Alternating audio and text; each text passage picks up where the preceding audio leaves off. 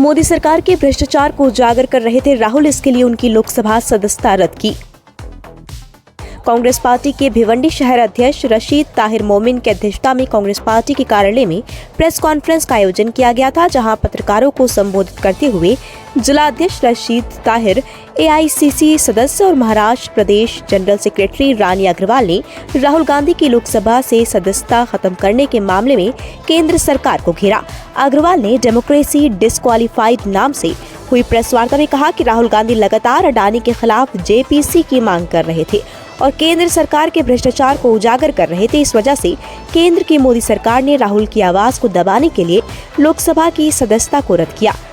जहां इस पत्रकार परिषद में भिवंडी शहर में कांग्रेस की गुटबाजी को लेकर पत्रकारों ने सवाल किया तो जिलाध्यक्ष ने क्या कहा, आपको जरूर सुनाएंगे, लेकिन आप देख सकते हैं पूर्व आईसीसी सदस्य रानी अग्रवाल, सुरेश टावरे, तारिक फारूकी, जिलाध्यक्ष रशीद ताहिर, पूर्व नगर सेवक शकील अंसारी, जुबैर अंसारी, साजिद अंसारी, पूर्व महिला अध्यक्ष लक्ष्मीताई झुमड़े, जावेद फारूकी, अर्श यास्मी, बशीर पठान सहित कई कांग्रेस के पदाधिकारी कार्यकर्ता मौजूद थे। पत्रकारों को संबोधित करते हुए जिलाध्यक्ष रशीद ताहिर और एआईसीसी की सदस्य रानी अग्रवाल ने क्या कहा, ये सुनते हैं। देखा जाए आप राष्ट्रीय सदस्य है कांग्रेस पार्टी के, जो आज राहुल गांधी जी की पॉजिटिविटी है, जैसे कि उनका जो सदस्यता रद्द कर दिया गया है, उस पर आपकी क्या प्रतिक्रिया है? राहुल जी ही एक ऐसी देश में ताकत है अपोजिशन की, जो आरएसएस और भारतीय जनता पार्टी को हमेशा से खटकती रही है। ये गांधी परिवार ने देश को आज़ादी से लेके आज तक देश को बनाया है। इनके मन में, आरएसएस और बीजेपी के मन में ये भावना हमेशा से रही है कि कांग्रेस को ख़त्म करना है, लेकिन हमारे देश की जनता के रग रग में कांग्रेस है, वो कभी भी ख़त्म नहीं हो सकती। ये भारतीय जनता पार्टी और आरएसएस ख़त्म हो जाएंगे, लेकिन कांग्रेस ख़त्म नहीं होगी। अभी ये तो छोटी सी बात है, ये तो राजनीति में चलती रहती है। और जब अभी 22 तारीख को गुजरात के सूरत में केसी वेणुगोपाल जी के साथ हमारे राहुल जी वहाँ पर गए थे और उन्होंने इमीडिएट, जैसे अभी रशीद भाई ने बताया, 2019 का केस था और ये केस तो उन्होंने अपने कार्यकर्ताओं से अलग अलग जिलों में करवा के रखे हैं, करवा के उनको रोक के रखा है कि एक केस ख़त्म होगा तो उसके बाद दूसरे केस को उठाया जाएगा। इस तरह से इनकी दलगत राजनीति कांग्रेस सहन नहीं करेगी और हमारे देश का एक एक नागरिक जाग चुका है।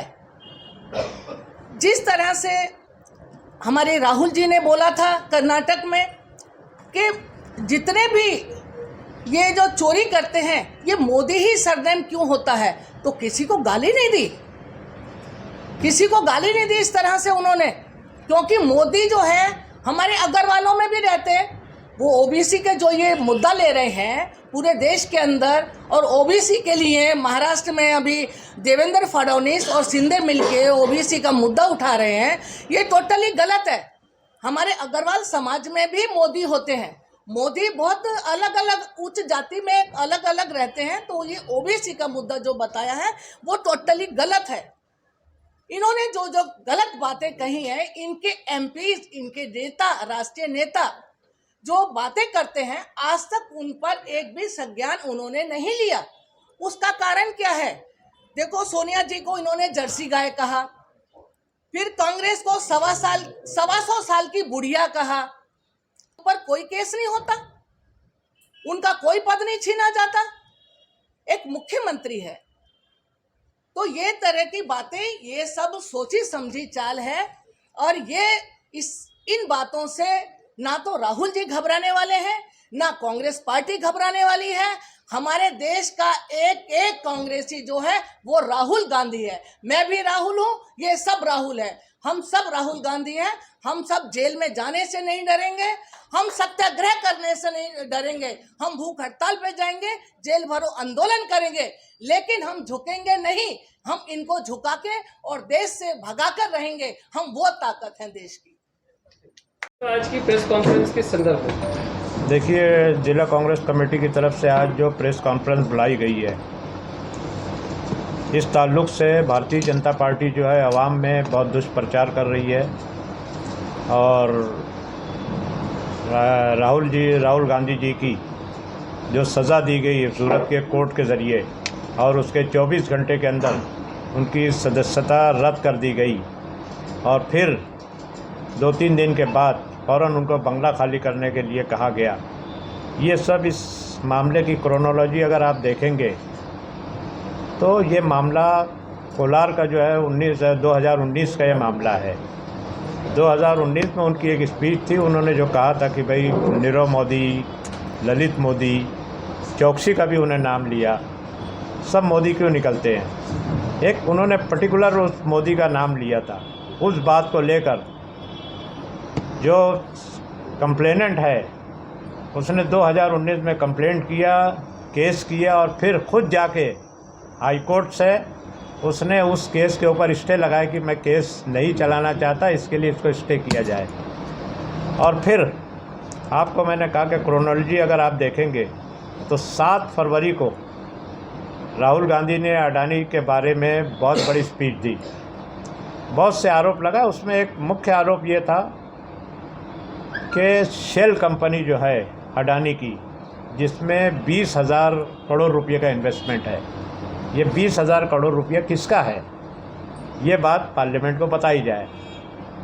दूसरी अहम बात उन्होंने एक पूछी थी कि मेरे पास उसकी मालूमात है कि उसमें एक चाइना का सिटीज़न है, वो सिटीज़न चाइना का कौन है, ये पार्लियामेंट को बताया जाए। तीसरी अहम बात थी कि मोदी और अडानी इनके रिलेशन, इनका क्या रिलेशन है। उन्होंने ये भी बताया कि इनका रिलेशन आज का नहीं है, ये जब नरेंद्र मोदी जब मुख्यमंत्री थे गुजरात के उस वक्त का है। उन्होंने कुछ फ़ोटो पार्लियामेंट के अंदर दिखाया। ये सब सवाल करने के बाद जो है आपने देखा कि कुछ दिन बाद जो है नरेंद्र मोदी ने जवाब दिया पार्लियामेंट में, लेकिन जितना भी उन्होंने आरोप लगाया था इसका कोई भी जवाब नहीं दिया। वो नेहरू, इंदिरा गांधी यही सब बात करते रहे। दूसरी अहम बात जो है उन्होंने ये भी लगाया था कि मुल्क का सब कॉन्ट्रैक्ट ये अडानी को क्यों दिया जा रहा है। एयरपोर्ट का कॉन्ट्रैक्ट अडानी, रोड का कॉन्ट्रैक्ट अडानी ले रहे हैं, आपके जो है एनर्जी का कॉन्ट्रैक्ट अडानी ले रहे हैं, यहाँ तक कि डिफेंस का कॉन्ट्रैक्ट अडानी ले रहे हैं। और मोदी जी जहाँ जहाँ गए, आपके श्रीलंका गए, आपके बांग्लादेश गए, ऑस्ट्रेलिया गए, ऐसे जहाँ जहाँ उनको कॉन्ट्रैक्ट लेना था अडानी, जहाँ से उन्होंने कोल का कॉन्ट्रैक्ट लिया, कहीं एनर्जी का लिया, बांग्लादेश में और श्रीलंका में एनर्जी का कॉन्ट्रैक्ट लिया, ये मोदी के साथ प्लेन में बैठ के साथ में गए। तो ये क्या दर्शाता है, उन्होंने ये भी सवालात किए थे। तो ये सब बातें जो है उन्होंने जब आवाम के सामने लाई तो बीजेपी के कुछ मंत्रियों ने उनके ऊपर खोटा आरोप लगाया। राहुल गांधी ने सिर्फ ये कहा कि इसका जवाब जो आरोप मुझ पर ये लोग लगा रहे हैं, मैं इसका जवाब पार्लियामेंट में दूंगा। उनके पास सब चीज़ों का जवाब था, बेसर पैर का सवालात थे वो, और राहुल गांधी उसका जवाब पार्लियामेंट में देना चाहते थे। तो उन्होंने जो है अर्जेंट में, आपने देखा होगा कि 7 फरवरी के बाद वो केस रीओपन हुआ। केस रीओपन करने के बाद हाई कोर्ट से परमिशन लिए, केस कोर्ट में रीओपन हुआ। रीओपन करने के 1 महीने के अंदर जो है उसका क्या नाम है आपके, उनको जो है 2 साल की सज़ा दी जाती है। आप देख रहे हो इस देश में बहुत से केसेस चलते हैं, मर्डर के केस चलते हैं। पूरी दुनिया ने देखा कि कसाब जो है हिंदुस्तान के ऊपर हमला किया, कुछ लोग मारे गए, लेकिन कसाब को जिंदा पकड़ा गया, उसको 5 साल तक केस चला के फिर उसको मौत की सज़ा दी गई। और इसमें कौन सा इतना बड़ा वो था कि इन्होंने मानहानि के केस में 2 साल का फैसला दे दिया, 24 घंटे के अंदर उनकी सदस्यता रद्द कर दी गई, उनका बंगला खाली करा दिया। इसका मतलब ये कि ये पार्लियामेंट में राहुल गांधी को फेस नहीं कर सकते, ये बिल्कुल साफ साफ हो गया। मैं एडवोकेट हूँ, मेरे को कानून की थोड़ी बहुत मालूमात है। मैंने जितना भी मानहानि का केस देखा है, डिफेमेशन का जितना भी केस देखा है, हर केस में मैंने आज तक कहीं देखा नहीं कि उसमें 2 साल की सज़ा दी गई है। 3 महीना बहुत करके 6 महीने दिया, बहुत के केसेस में ऐसे ही छोड़ दिया गया। लेकिन ये कोई बहुत बड़ा ऐसा केस नहीं था कि उसमें डायरेक्ट पहले ही उसमें 1 महीने के अंदर केस चल के 2 साल की सज़ा दी गई। इसका मतलब कहीं ना कहीं बीजेपी अपने हेतु को लेकर, उनका जो मकसद था कि किसी तरह से भी वो देख रहे हैं कि राहुल गांधी जो है वो देश को लीड करने के लिए जा रहे हैं और वो उसकी सदस्यता रोक कर जो है उसका रास्ता रोकने की कोशिश कर रहे हैं। लेकिन किसी भी सूरत में ये रास्ता रुकेगा नहीं इंशाअल्लाह ताला। और इसके लिए पूरे देश में कांग्रेस पार्टी की तरफ से अलग अलग प्रोग्राम आए हैं। आज ठाणे डिस्ट्रिक्ट में जो है हमारे प्रदेश के अध्यक्ष नाना पटोले जी ने प्रेस कॉन्फ्रेंस ली, उन्होंने सब डिटेल से सब बताया। सब जो छोटे छोटे डिस्ट्रिक्ट हैं, जैसे पार्टी के जो डिस्ट्रिक्ट है भिवंडी है, न्यू बॉम्बे, यहाँ हम लोग प्रेस कॉन्फ्रेंस ले रहे हैं और बताना सिर्फ यही है कि बीजेपी जो है ये देश के हित में काम नहीं कर रही है। बेरोज़गारी का मुद्दा वो उठा रहे हैं राहुल गांधी। आप लोग नोटबंदी, जीएसटी, ये सब का क्या परिणाम हुआ और पूरे देश की दौलत जो है सिर्फ एक आदमी के पास क्यों जा रही है और उसके पीछे हेतु क्या है आपका, यही सब बात पूछना चाह रहे थे वो। लेकिन वो लोग पार्लियामेंट में उसका जवाब नहीं देते थे। राहुल गांधी ने तकरीबन 4000 किलोमीटर पदयात्रा निकाली। उस पदयात्रा में आप लोगों ने देखा होगा कि वो हर किसी से जानना चाहते थे कि क्या देश में चल रहा है।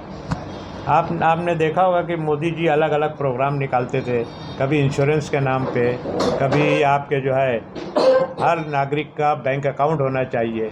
और आपने देखा होगा कि कितने लोगों का आज बैंक में जो है, मैं अपना खुद बताता हूँ, अगर महीना 6 महीने से ऊपर अगर मेरा अकाउंट ऑपरेट नहीं हुआ है, गरीब आदमी कहाँ से अकाउंट ऑपरेट करेगा, उसके पास पैसा ही नहीं रहता है तो वो कहाँ से, उसका 100 रुपया भी जो जमा किया वो सब जमा हो जाता है। इंश्योरेंस